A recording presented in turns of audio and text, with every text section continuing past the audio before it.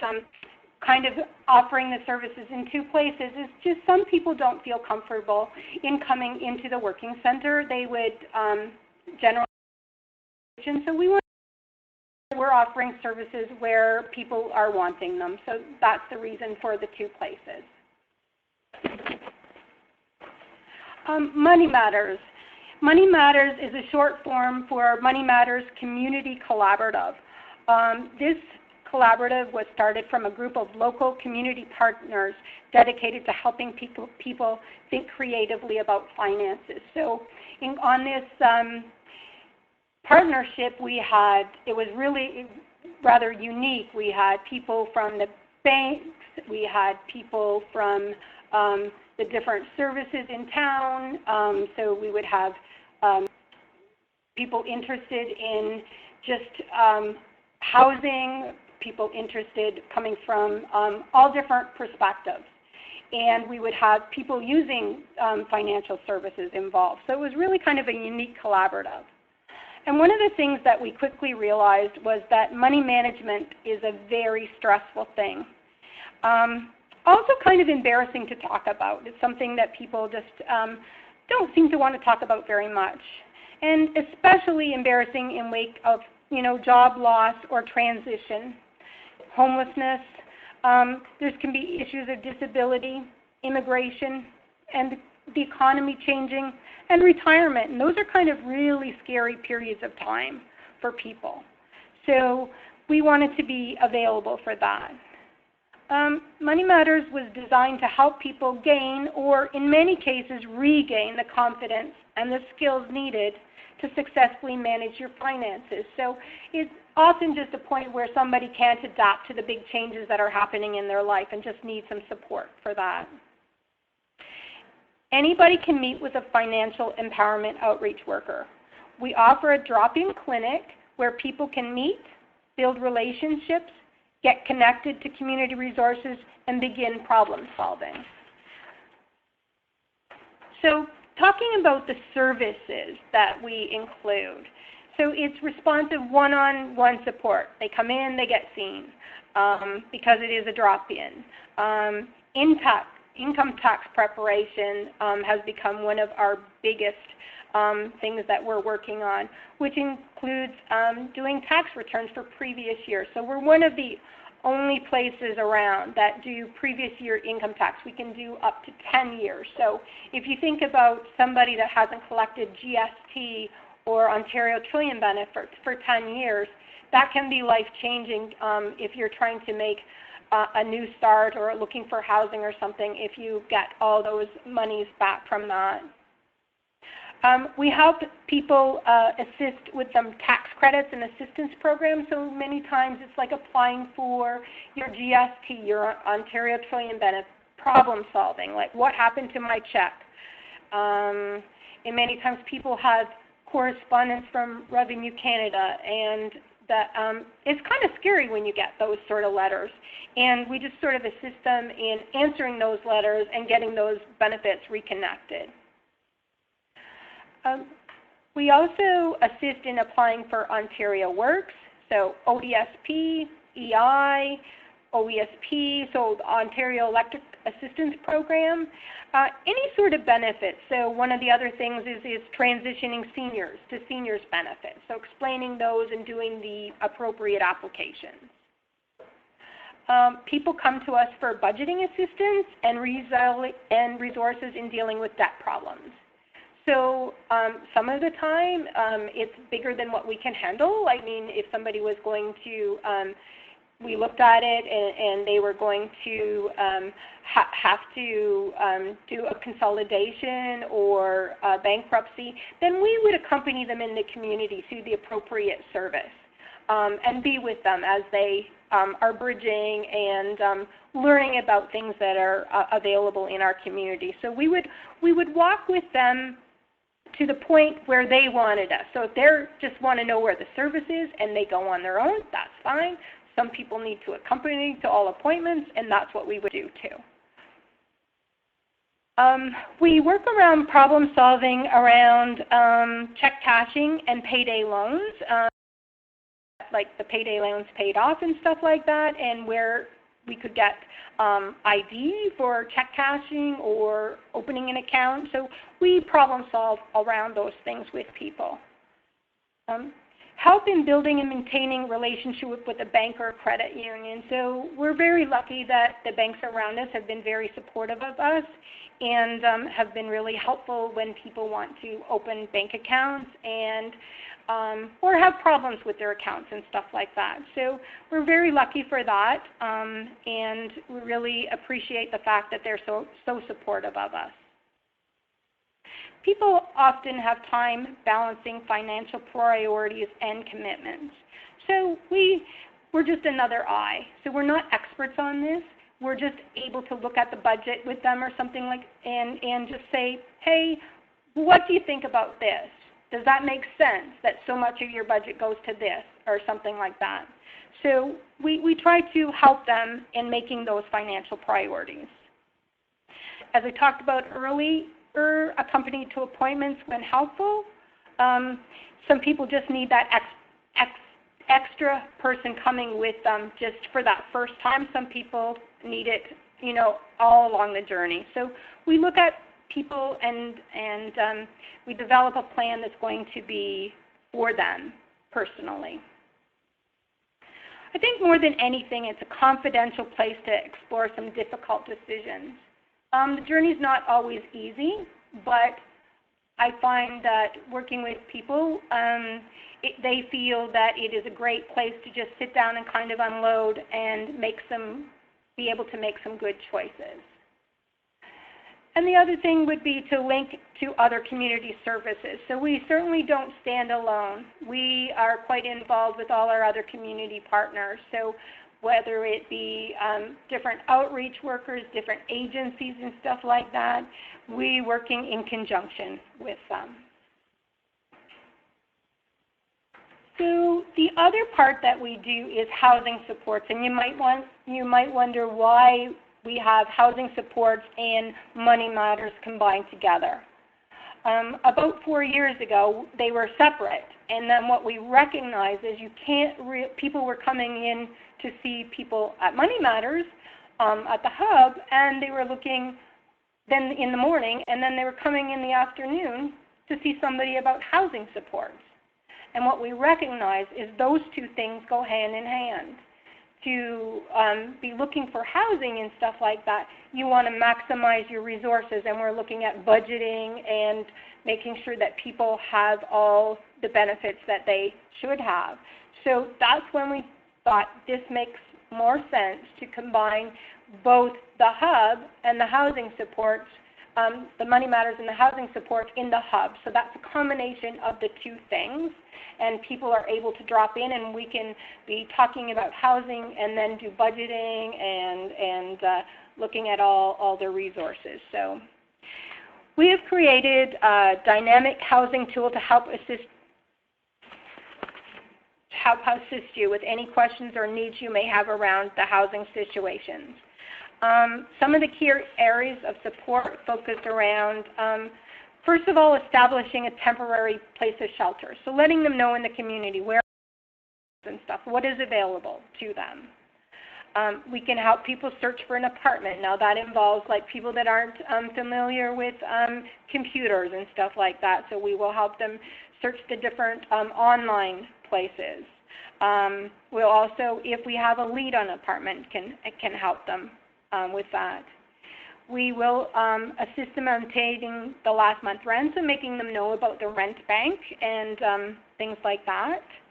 Also, what that could be when you're doing their taxes and stuff, and that getting monies from that to help them do their first and last and in their planning situation. We do a lot of budgeting together about what affordable rent looks like for their financial situation. So the nice thing is that we're very aware what people are going to make on ODSP and Ontario Works and people that are on minimum wage. So reality kind of kicks in, but at least we can say in your budget situation, this is what, we'll figure it out together, what you can afford. And unfortunately, many times the money that they're putting on housing leaves very little money left. So we look at other resources in the community like food banks and stuff like that. Where can I get good used clothes? All those other things. We work together with Ontario and other financial support systems, making sure that they're advised about the housing situation and all the different supports that we can get there. We access and connect people with legal support. So many times at the housing desk, there are a lot of questions in regards to, can my landlord do this? Is this legal? What they may come in and they might want to, for us to type up a letter, so giving them their notice that they're leaving their place. And so they want some advice on that. And some stuff is pretty easy that we can give it right off. And then other things is connecting with places like the legal clinic and stuff like that. We provide ongoing support through links to employment counseling, computer training, our projects, addiction and mental health supports, and volunteer opportunities here and different places in the community. One of the unique things is that when we're working with them, we're kind of just in the middle of things, so it's really easy to connect them with all the different things that will help them. We often work with landlords as well. They can post a rental unit with them, learn about financial resources for their tenants. Some have been very open to that. Talk to us about how we can work together to provide a safe, affordable housing in our community. Many times we are working creatively to problem solve issues that arise and help people to connect to services and resources in the community. So that may be somebody coming in with bed bugs, or it may be a case of our new Syrian refugees coming in and having a problem communicating with the landlord over some sort of issue. So, and many times we're just just sitting there and just listening to the difficult and challenging things that are going on in people's personal, financial, and housing situations. So, questions about the Hub?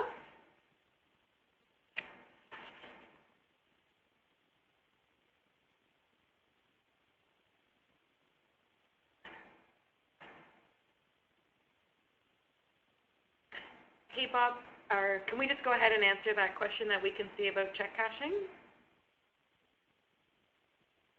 Maybe we'll just go ahead and answer that. Actually, I'll just read out, if everybody can't see the question, it was check cashing and payday loans. Can you just tell us a little bit more about support through that process? So for check cashing, many times it's being very creative in finding how to secure ID that would be that the bank would accept. And one of the good things is the banks that around us are very supportive of us too. So many times we always need to probably have at least one piece of ID, but sometimes we can get creative in the banks with getting the ID from, it may be a copy of the ID from the OW or ODSP workers, because everybody usually has to put that on their file when they first apply. It may be connecting with getting Doug Rankin to help us. Sometimes it's connecting with an old bank account that they thought that was closed or something, or a bank. So everything is kind of really individual. So we will really, look at their personal situation and look at everything that we can do.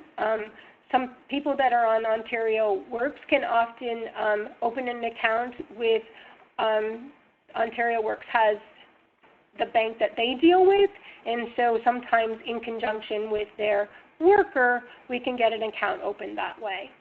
So very creative in just looking at we have no magic wand, but it's just creative in trying to solve the problem of the ID and telling them, what their rights are in regards to the different checks and stuff like that.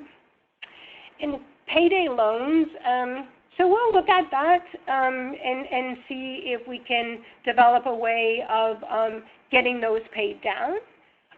Often people are very aware. We find at first when we started Money Matters, we didn't think that people knew exactly how much they were paying and stuff, but people are pretty knowledgeable about that.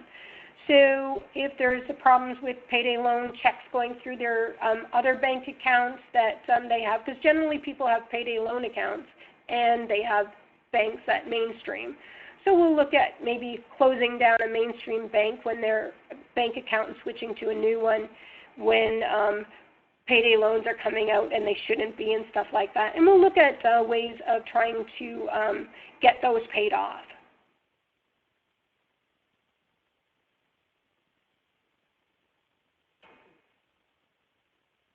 So the next question is it staff or volunteers that assist with the computer search, with using a computer and searching for apartments? And that's regarding, I guess, a housing search.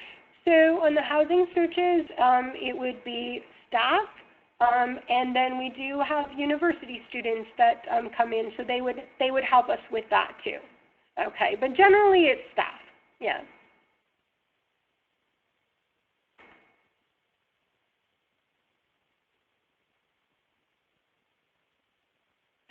I'm wondering if it makes sense to move on to volunteer opportunities, and then if people still have questions, we'll open it back up for questions at the end.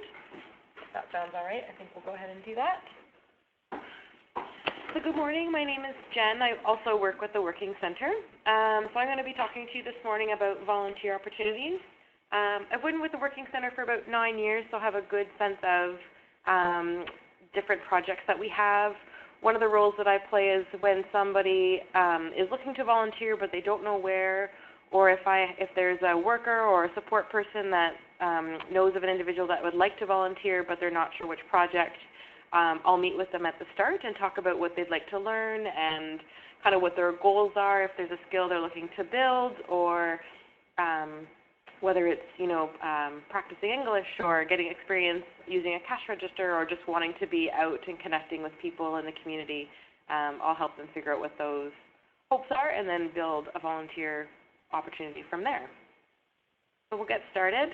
So what is volunteering at the Working Center? So our community tools, what we call our community tools projects, are all around the Working Center in a variety of projects. And it's a combination of volunteer work, and it could be, the roles really vary. So it could be heavy, light work, compassionate work, and all of these roles help us run these community tools projects. And everybody's really happy to be part, regardless of what their role might be and how that might differ from volunteer to volunteer. So opportunities can be in the bike shop, in computer recycling, preparing and serving food, whether at our cafe or St. John's Kitchen, working with other people, interacting with people, working on cash at the cafe or at our furniture store or our clothing store. So the real ultimate goal is to help people build some skills, work together with others, help others, and just enjoy and make the work lively and community-based and community building. And we invite anybody to become involved. One of the questions I get a lot of times when we talk about the Working Center is, who are your volunteers? So across the organization, we estimate we have about 500 volunteers, and they range, they're everybody. They're anybody you would pass kind of walking down the street. So it could be a retiree who's finished work and their working career but isn't really looking to be at home and still wants to stay connected and be out and be busy. Could be a new Canadian looking to practice English as they go through ESL. Could be somebody, a young person finishing school or has not finished school and is looking for some volunteer experience as they'd like to join the workforce. Could be an older worker who is looking to retrain and get a new career.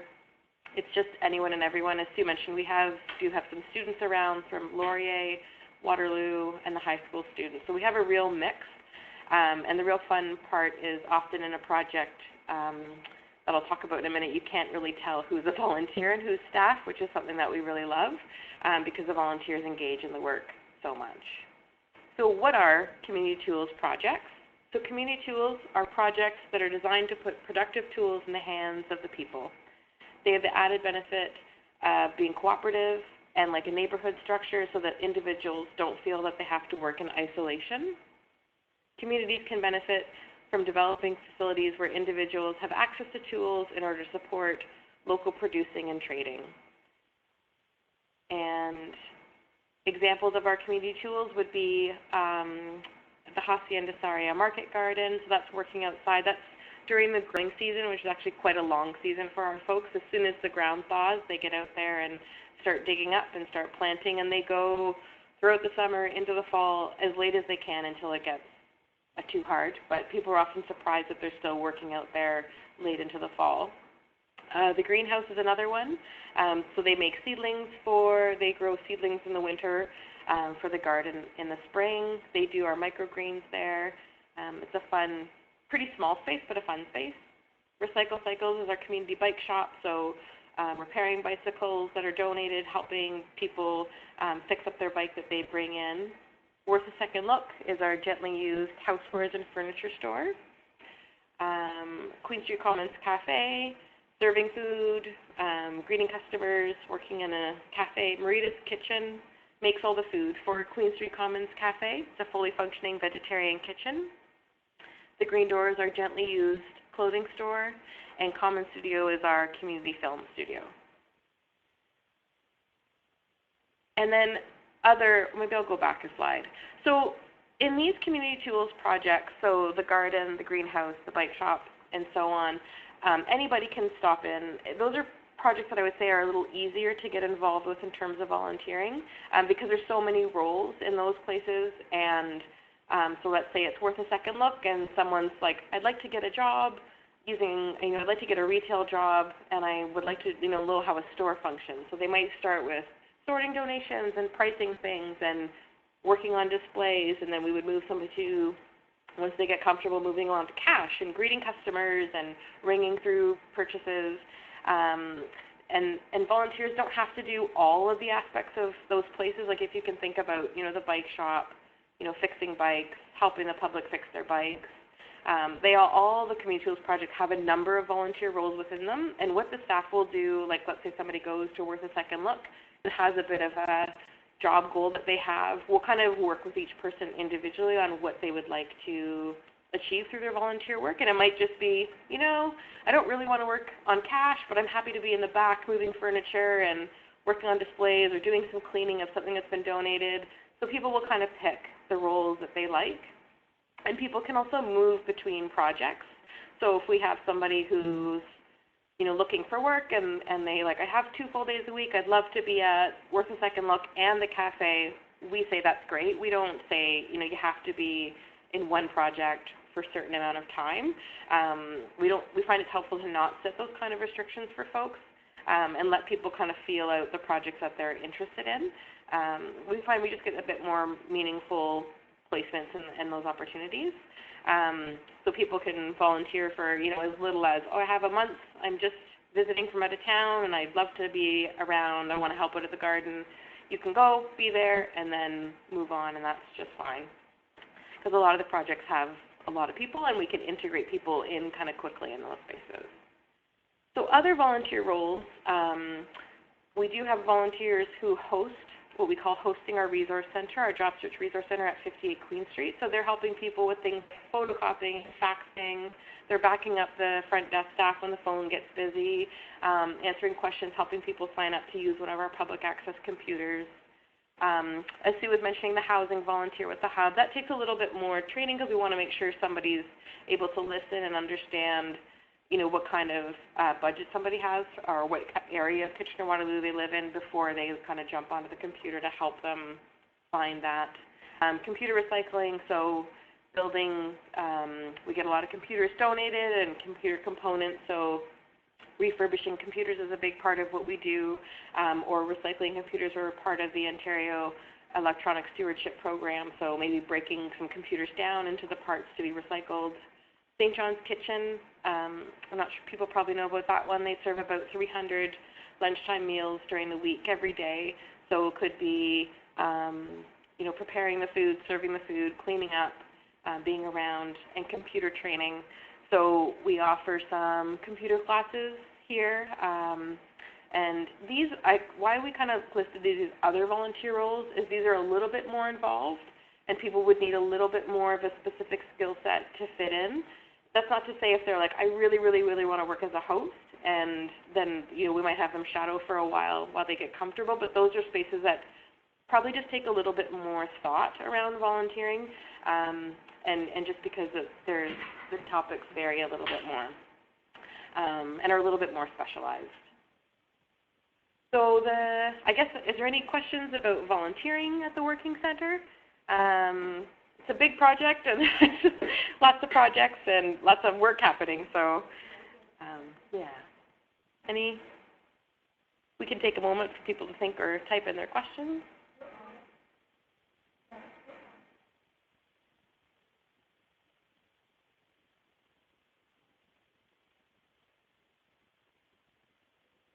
So I don't see any questions. I guess the last page that we'll just show, and I can wait for some questions, is how to get in contact with us.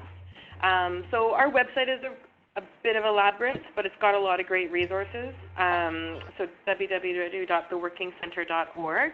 On our front page of our homepage, if you look up our website, it's nice because we do have a kind of what's new.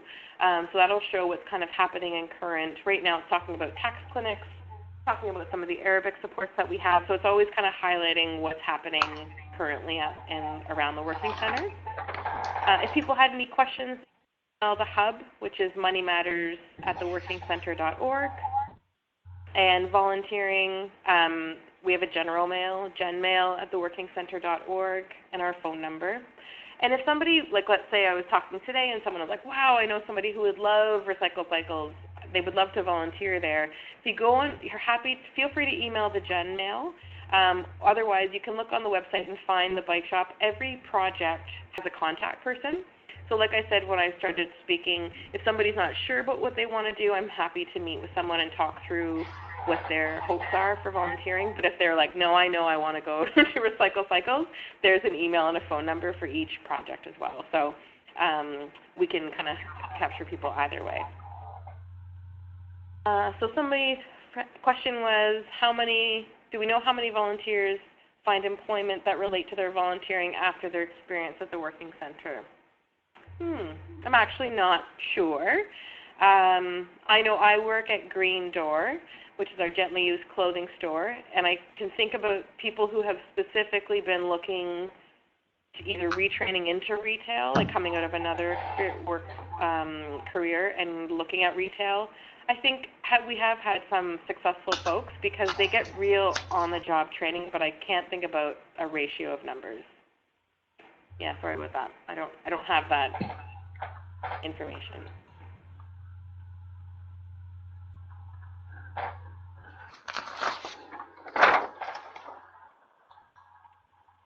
And you can ask, Sue's still here, so any other questions if people have had a question about the hub, or we're both sitting here.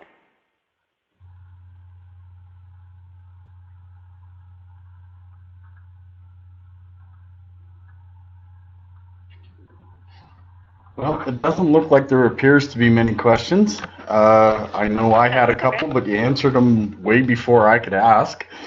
Really appreciate that, Jen and Sue. We want to thank you for taking your time, and we want to thank everybody who showed up for attending. And there is an evaluation that we'll be sending to everybody afterwards. We'll also be sending a recording of the event to each person on the that was here, and we'll be showing it to other people as well. I want to thank everybody, especially Jen and Sue, for a great time, and appreciate it very, very much. Oh, you're welcome. Happy to help. Thank you very much.